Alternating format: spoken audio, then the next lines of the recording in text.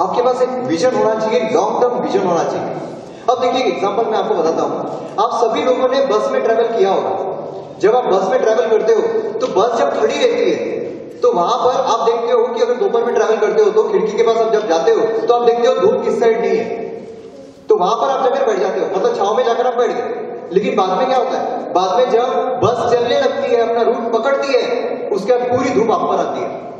मतलब थोड़ी देर के लिए तो आप छांव में बैठ गए, लेकिन पूरी जर्नी जो है फिर वो आप धूप में बिता रहे हो। इसका मतलब क्या है, शॉर्ट टर्म प्लेजर्स वो आप देखते हो पहले, लेकिन उसके बाद जो आप पर पूरी धूप बरसने वाली है उसका क्या, उसके बारे में हम नहीं सोचते हैं। उसके बारे में सोचना पड़ेगा। और उसके बारे में कैसे सोचेंगे? तो यहां पर जो मैं आपको बता रहा हूं, मैं आपको गोल गोल नहीं घुमा रहा हूं, नहीं तो यहां से अभी कोई उठ के आ जाएंगे, था मालूम तुला आ रहा तो ऐसा हो जाएगा। मैं बता देता हूं आपको फटाक से। तो लॉन्ग टर्म विजन जो है वो कैसे एक्वायर कर सकते हैं, तो पर्पस से, वजह होनी चाहिए आपके पास। जैसे आपने गाना सुना होगा, मैं जो जी रहा हूं वजह तुम हो। रिएक्शन से लग रहा है काफी लोगों ने देखा है वीडियो। तो ये जो वजह तुम हो गाना है, ये भले ही आपने देखा है, हमने किस तरीके से देखा है उस गाने को, हमने अलग तरीके से देखा है। वही मैं बोल रहा हूं, हर चीज को देखने का एक दृष्टिकोण होता है, नजरिया बदलो नजारे बदल जाएंगे। तो यहां पर हमें देखना क्या है कि वो जो गाना है वो बता क्या रहा है कि मैं जो जी रहा हूं वजह तो हूं। मतलब इसका मतलब क्या है कि जब तक वो लड़की है तब तक ये इंसान को कोई नहीं मार सकता है। ये गाना हमें ये सिखाता है। हर चीज से हमें कुछ ना कुछ सीखने को मिलता है। तो अगर हम यहां पर रामायण से कुछ सीखना चाहे तो क्या सीख सकते हैं? अब देखिए रामायण में सबसे इंपॉर्टेंट कैरेक्टर जो है वो हमें कौन से देखने को मिलते हैं? तो सबसे पहले राम है, दूसरे सीता है और तीसरे रावण है। अब ये तीन जो कैरेक्टर है, इनसे हमें कितना कुछ सीखने को मिल सकता है, आप थोड़ा देखिए। सबसे पहले अगर हम राम देखते हैं तो उनसे हमें क्या सीखने को मिलता है? राम एक ऑर्डिनरी इंसान थे, उनके पास कोई पावर्स नहीं थी, लेकिन उनका जो पर्पस था कि मेरे को सीता को लेकर आना है, क्योंकि उनकी सीता जो है रावण ने हरण कर लिया था, मुझे सीता को लेकर आना है, ये उनका पर्पस था, उनका अल्टीमेट एम था।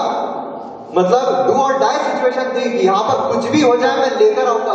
जब इस तरीके की डू एंड डाई सिचुएशन आती है, आप रेगिस्तान में चले जाओ, वहां जब आपको पानी नहीं मिलेगा वो है पर्पस, आपको पानी चाहिए वो पर्पस है। डू एंड डाई सिचुएशन जब आती है तब इंसान खुद का टॉयलेट भी पी लेता है। रेगिस्तान में जब पानी नहीं मिलेगा खुद का टॉयलेट भी आप पीने को तैयार हो जाओगे। क्यों? पर्पस है। क्यों? मर जाओगे। अभी अगर आपको पीने को बोलो तो आप पियोगे?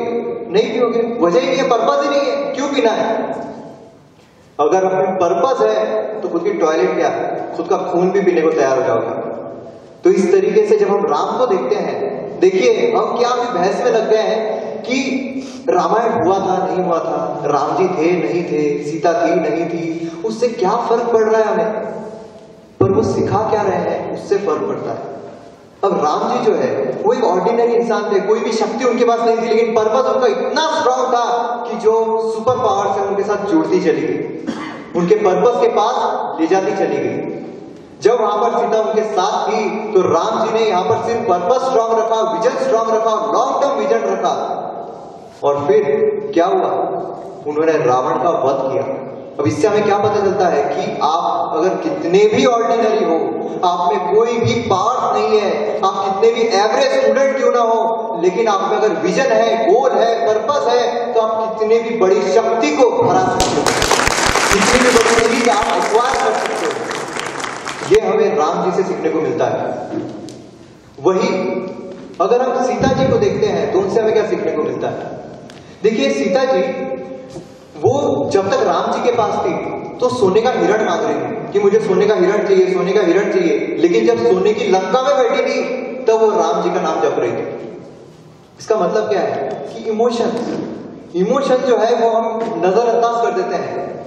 हम देखते हैं प्रैक्टिकल हो जाते हैं बहुत ज्यादा कि नहीं हमारा मेन मकसद क्या है, सिर्फ मटेरियलिस्टिक वर्ल्ड। लेकिन इमोशन जो है वो भी काफी ज्यादा महत्व रखते हैं। जो पेरेंट्स है, जो रिलेटिव्स है, हम देखते हैं कि वो हमारा साथ नहीं है, लेकिन क्यों हमें ऐसा लगता है? क्योंकि हमें लगता है कि जो हमारे शॉर्ट टर्म विजन से हमें लॉन्ग टर्म विजन पर लेके जाने की कोशिश कर रहे हैं वो हमें अच्छा नहीं लग रहा है। हम चाह रहे हैं कि नहीं हमें वही रहने दो, शॉर्ट टर्म विजन में रहने दो, हमें पबजी खेलने दो, वो बोल रहा है कि नहीं वो देख, विजन देख, गोल देख, तो हमें अच्छा नहीं लगता है। ऑब्वियस है, जो माइंड है वो कहां जाने की कोशिश करेगा? वो जो खुशियां है छोटी छोटी चीजों में वही देखने की कोशिश करेगा, जो पेन है वो क्यों देखेगा? तो ये सारी चीजें यहां पर चलती है। तो हमें इमोशन जो है उस पर भी ध्यान देना चाहिए।